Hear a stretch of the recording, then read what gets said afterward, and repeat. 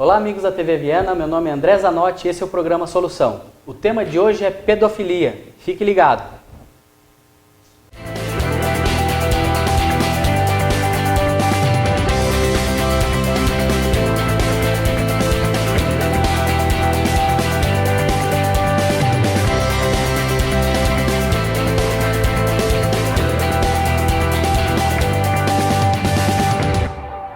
Estamos começando mais um programa Solução e o tema de hoje, bastante polêmico e ao mesmo tempo bastante importante, é a pedofilia.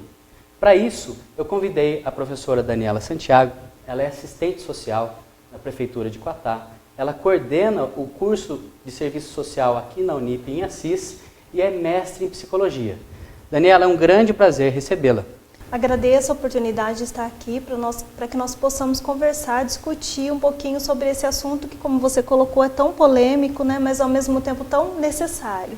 Daniela, eu acho que para nós começarmos é interessante que a gente tenha uma noção de números e dados, né? Certo. Parece que a pedofilia está muito longe da gente. Eu gostaria de saber, existem números concretos a respeito da pedofilia no mundo, no Brasil, aqui em Assis? O que a senhora pode passar para os nossos telespectadores?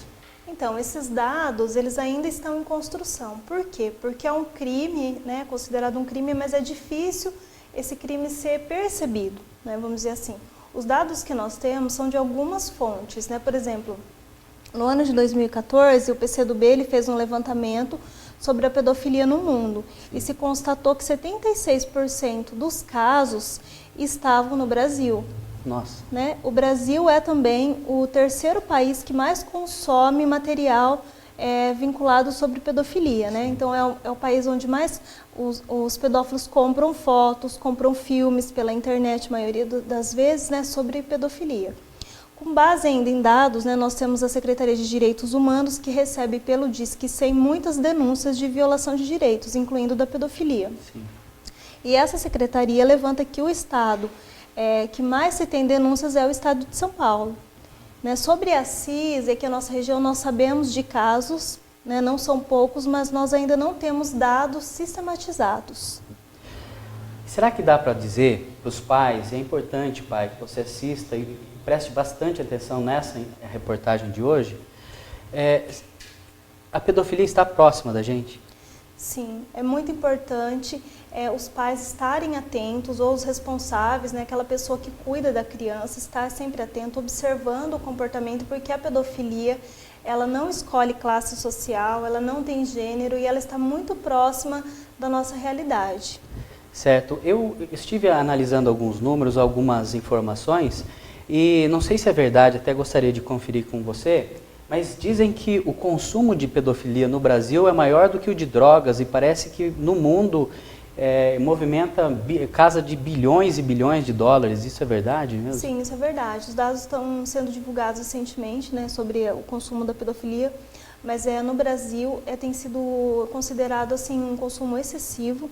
No estado de São Paulo também, né, nós temos visto em Brasília um consumo muito grande de imagens, de vídeos, né, com essa finalidade. Uhum.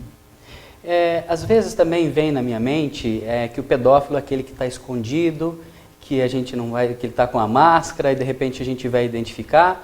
Mas quem é ele? Que profissão? É verdade que ele muitas vezes ele escolhe uma profissão que propicie que ele esteja mais próximo das crianças? Sim, isso também é interessante aos pais, né, os responsáveis por crianças sempre observarem.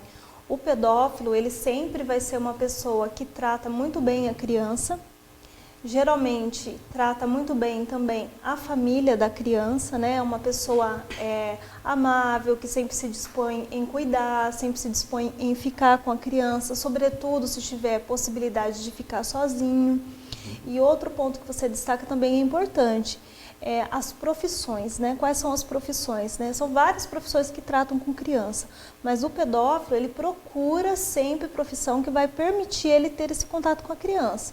Né? A gente não pode rotular, né? Falar tal profissão é cheia de pedófilos, isso não existe. Claro. Mas tem um contingente muito grande, né, de professores, né, que que já procuram uma profissão para poder ter o contato, né, para poder ter a possibilidade de ficar com a criança. Como também vai haver pedófilos que não têm essas profissões, né, mas é muito assim característico da pedofilia procurar profissões que mantenham contato com a criança.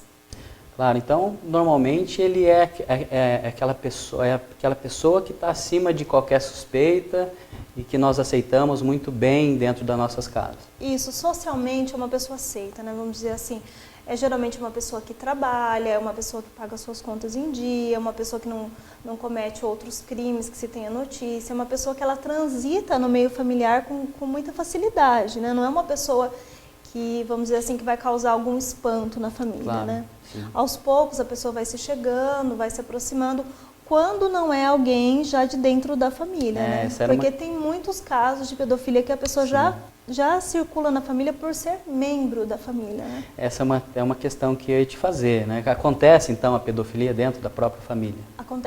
Acontece muito. Acontece desde pessoas que têm vínculo consanguíneo, vamos dizer assim, os avós, os tios, né? Vamos dizer que tem um vínculo genético aí. E acontece também a partir daquelas novas associações, desculpe, de família, né? Então, o padrasto, né? O avô que veio ali por uma aceitação, né? Por uma coisa assim, vamos dizer que não é um avô biológico, mas que tem um vínculo, né? Um vínculo de parentesco, de proximidade. Então, geralmente o pedófilo circula nesse ambiente familiar. E até por isso que o pai e a mãe acabam confiando, né? Porque tem essa convivência já. Certo. Este é o programa Solução e eu gostaria de convidar você a fazer parte desse programa. Para isso, mande um e-mail para solução@tvviena.com.br ou ligue para o telefone 3323-2739, sugira temas, sugira pessoas, eu gostaria de tê-la aqui. Eu vou fazer mais uma pergunta para a professora Daniela, mas nós vamos para o comercial e eu gostaria que você aguardasse nossa resposta, que é justamente qual é o perfil desse pedófilo, ou seja, será que a gente consegue identificá-lo? Fique ligado, a resposta vem já já.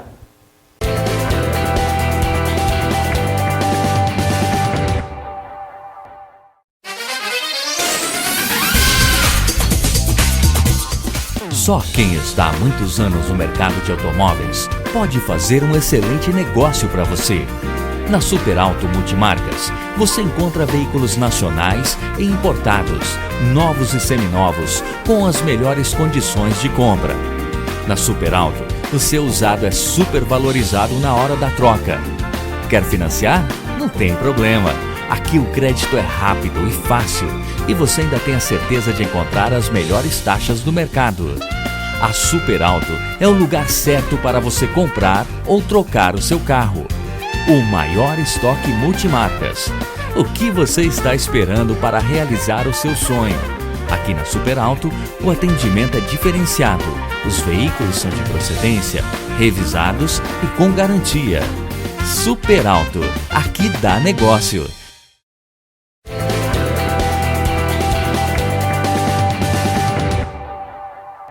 Estamos de volta com o programa Solução, com a professora Daniela Santiago, e o tema de hoje é pedofilia. Eu havia feito um questionamento para a professora no bloco anterior, que será que a gente consegue identificar um possível pedófilo? É claro que a gente não pode rotular, e é claro que, como você disse, ele está dentro da família, mas pode estar perto da família, alguém que presta serviço para a família, um amigo, um professor, alguém numa igreja, uma religião, um médico, um dentista, enfim, alguém que está muito próximo.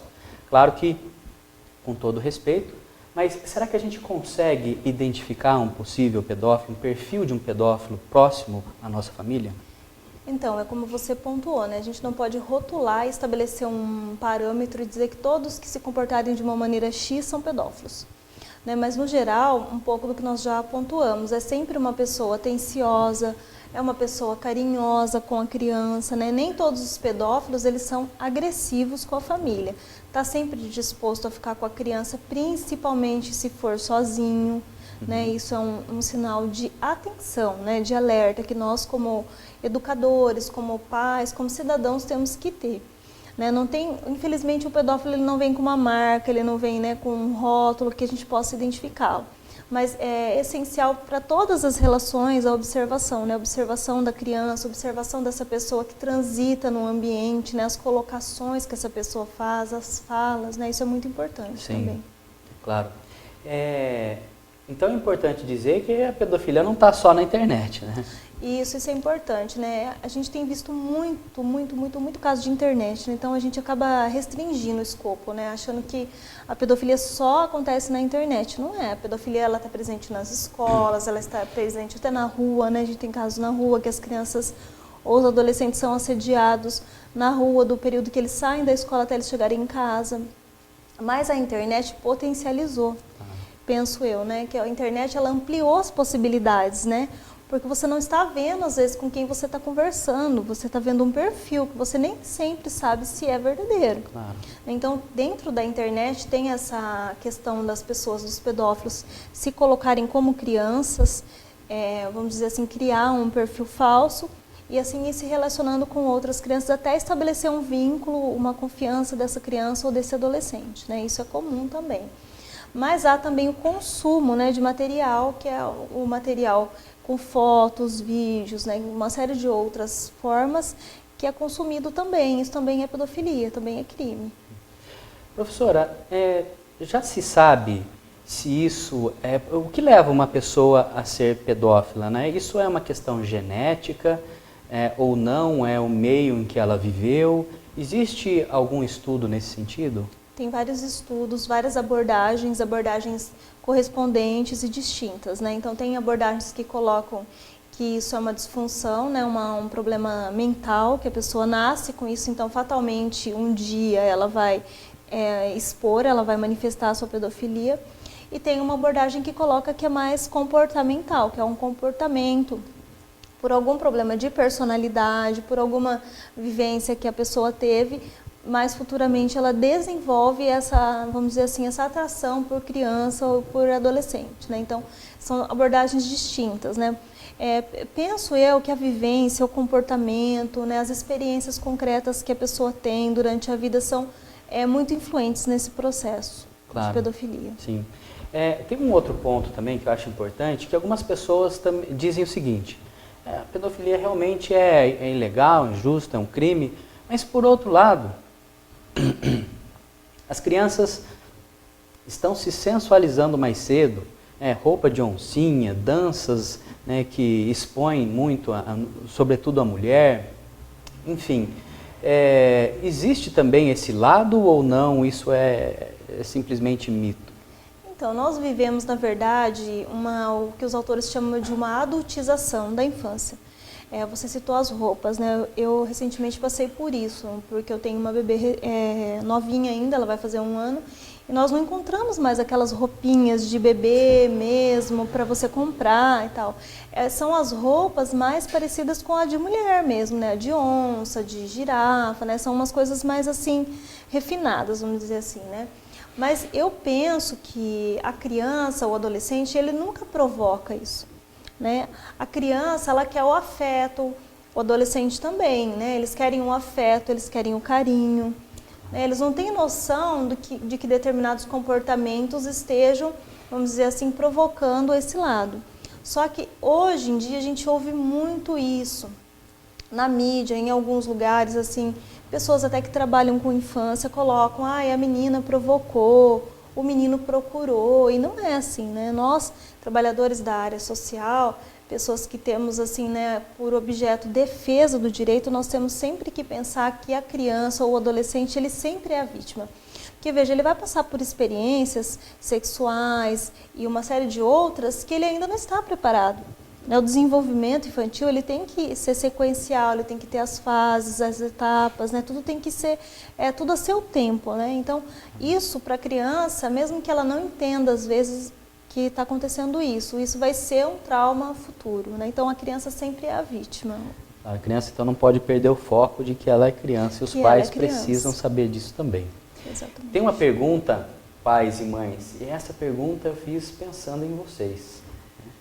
Será que, professora, será que a gente consegue identificar agora, não o pedófilo, mas o perfil de uma criança ou de um adolescente que provavelmente esteja passando por um processo como esse, eu gostaria que você respondesse diretamente olhando para os pais, porque essa pergunta, essa resposta merece toda a sua atenção, pai. Sim, todos nós, né, todos os cidadãos, né, os pais, principalmente quem tem criança, quem tem adolescente ou quem não tem, mas é um cidadão, né, de bem, que busca uma sociedade melhor, precisa prestar atenção, né? Às vezes você não tem um filho seu, mas você convive com outras crianças, né? Então é interessante. Tem alguns comportamentos, tanto da criança quanto do adolescente, que podem ser indícios. Pensando na pedofilia que acontece através da internet, é sempre bom a dica de estar observando quais são os sites que a criança ou o adolescente visita, quais são as conversas, né, que essa criança tem, principalmente através das redes sociais. Isso é um quesito, acho que, fundamental. Lógico que você vai invadir um pouco a privacidade do seu filho, isso não tem como, mas para que você tenha, né, ciência do que está acontecendo. Na questão comportamental, a psicologia nos diz, né, que tem algumas, vamos dizer assim, algumas pistas, né? Por exemplo, a criança muito nova ou adolescente de determinada idade que manifesta, que tece comentários sobre questões sexuais ainda que não são para a idade dele, né? Ele já sabe contar detalhes de uma relação sexual, são coisas que ele não vivenciou ainda, não deveria ter vivenciado ainda. Porque a criança, ela não tem essa capacidade de inventar ainda, principalmente até os 8 anos, ela não tem essa capacidade de inventar. Ela tem que recorrer à bagagem que ela tem. Então, se ela está te falando determinadas coisas, determinados assuntos, com detalhes, é porque ela viveu aquilo. Então, isso é importante. Outras questões, né? Se a criança sempre foi bem na escola, sempre teve notas boas, foi frequente, de repente decai o rendimento, muito. Isso é preocupante, né? Tem que ver o que está acontecendo com essa criança. Agressividade, dificuldade em receber carinho, também pode ser um indicativo, porque a criança fica com medo. Ela não sabe se aquilo ali vai ser um carinho mesmo ou se vai ser alguma coisa que vai ser prejudicial para ela. Alguns casos são raros, mas alguns casos há também as marcas pelo corpo. Porque às vezes no processo de sexualização, quando a pedofilia, quando já resultou num ato sexual, às vezes a criança acaba ficando com marcas, sangramento, isso também é muito comum, né? Então, isso são, vamos dizer assim, indicadores que os pais devem estar observando nos seus filhos, tanto criança quanto adolescente. Porque também o pessoal fala muito de adolescente, mas a criança, tanto a criança quanto o adolescente são vítimas, né? O adolescente é a vítima, sempre. Nós vamos para um comercial e voltamos logo em seguida. Fique ligado.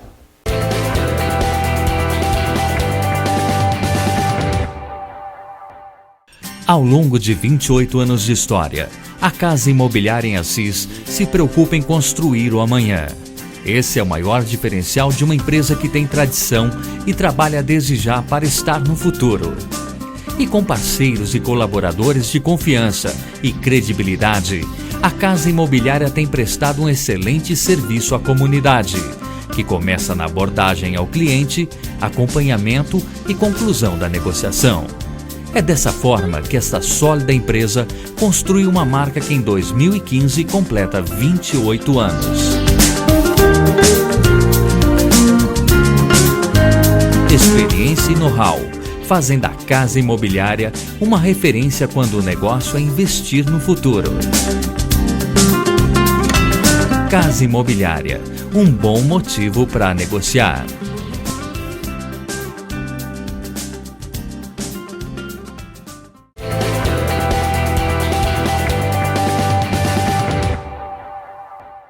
Estamos de volta com o programa Solução e o tema é pedofilia. Gostaria que você fizesse parte desse programa. Para isso, mande um e-mail para solução@tvviena.com.br ou ligue para o telefone 3323-2739. Sugira novos temas, novas pessoas. Meu interesse é sempre provocar a cidadania. Para isso, é importante que você esteja aqui. Hoje com a professora Daniela. Professora Daniela, sobre esse tema, que é bastante chato, mas absolutamente necessário de ser discutido, gostaria de saber o que nós todos podemos fazer para tentar evitar ou minimizar os problemas gerados em virtude da questão da pedofilia. Então, é fundamental a observação da criança e do adolescente, né?